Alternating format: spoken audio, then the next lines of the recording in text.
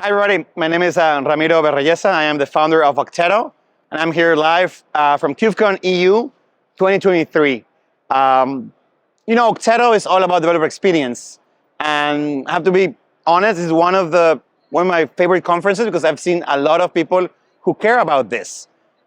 Dev experience is very important. It's something that traditionally has been underfunded, but the past few years, we've seen this trend of companies and thought leaders who've been pushing against this. Why?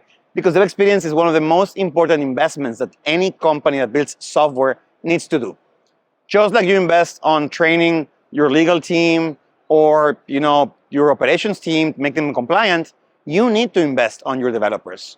And this means everything from training, building best practices, and having the right tools for the right task. I've spent a lot of time on the booth talking to members of the community, prospective customers, and users of Oktero. And it's really cool to see how a lot of people are coming to us to start talking about things like, how do I reduce the cognitive load of my developers?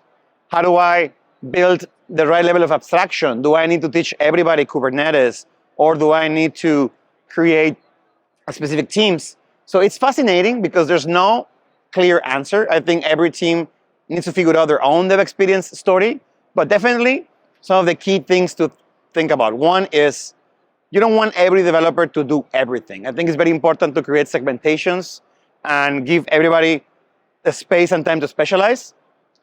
You should use best of class tools. Don't try to build everything yourself. There's a lot of companies focused 100% on enabling great dev experience. And number three, which is the one that I've seen most people forget, listen to your developers. Surveys, one-on-ones, just asking people, hey, do you like our setup? What can be improved? You will be surprised by how opinionated developers are, which might not be a surprise really. But number two is how much clarity there is when it comes to, hey, this doesn't work, we need to fix that. It's very important because happy developers are productive developers.